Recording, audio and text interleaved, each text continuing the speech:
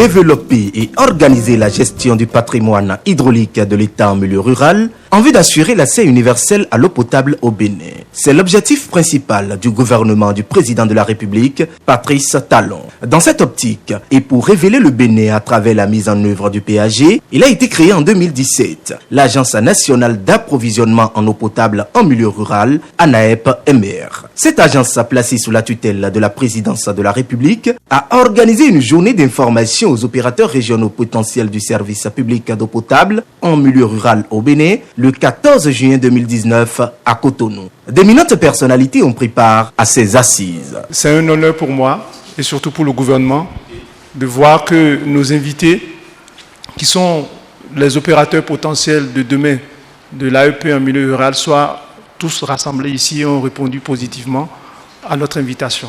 Ce n'est pas commun que dans le cadre d'un processus de sélection d'opérateurs, qu'on sonde le marché jusqu'à cette profondeur, en parlant avec les opérateurs, en les rassemblant, en leur expliquant la vision et la logique du pays et l'approche que nous adoptons pour pouvoir avoir des opérateurs de bonne facture pour assurer le service en eau potable. Le président de la République, M. Patrice Talon, a classé le secteur de l'eau dans les priorités du programme d'action du gouvernement Bénin Révélé.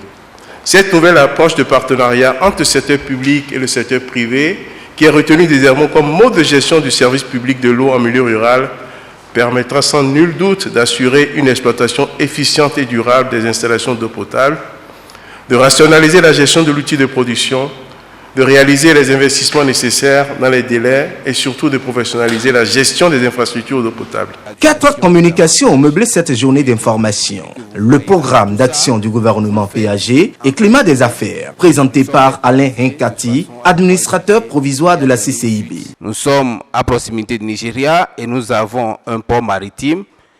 Nous avons un certain nombre d'accords sur l'Union européenne et aussi sur les États-Unis qui nous permettent de pouvoir avoir un marché pour ceux qui entreprennent au Bénin.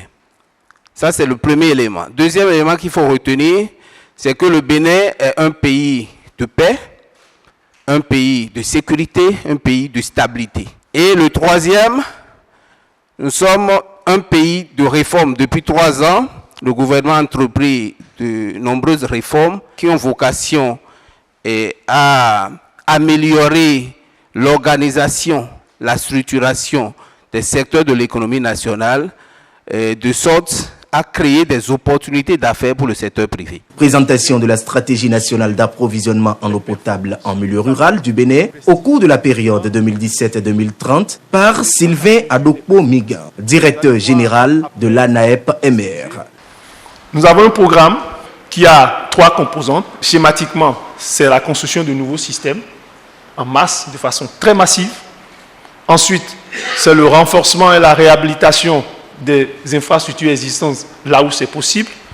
Et la 3e sous-composante, c'est la mise en place de modes de gestion professionnalisés.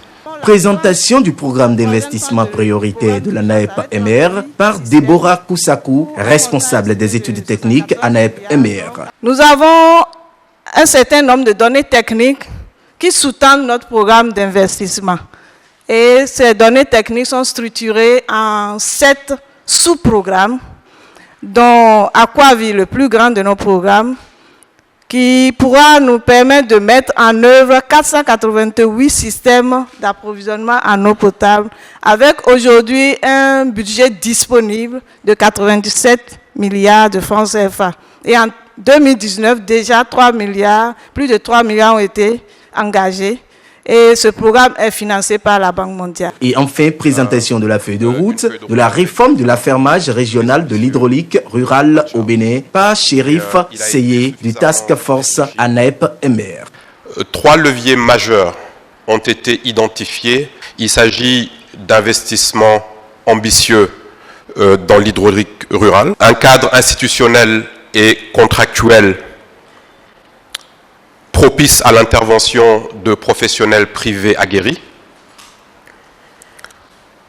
et puis une gestion du patrimoine de l'hydraulique rurale repensée pour une meilleure performance et une plus grande durabilité. Vous voyez en jaune que plusieurs impacts sont attendus. Ce qui est attendu dans cette feuille de route-là, c'est pouvoir arriver à la signature des contrats pour les 3 périmètres, les 3 zones qui sont définies en juillet 2020. L'enjeu est de taille, en témoignent les bonnes impressions à la fin de la séance. Nous sommes engagés pour aider le Bénin à accomplir et atteindre les objectifs des ODD, et ceci à travers des partenariats avec des autres bailleurs de fonds. Je crois que le gouvernement béninois est à féliciter pour cette initiative et nous les encourageons à aller de l'avant en définissant un cadre institutionnel et faire en sorte que cette délégation de services en milieu rural puisse être une réussite. Et je suis convaincu que tel que nous l'avons vu agencé, organisé, ça ira dans le bon sens.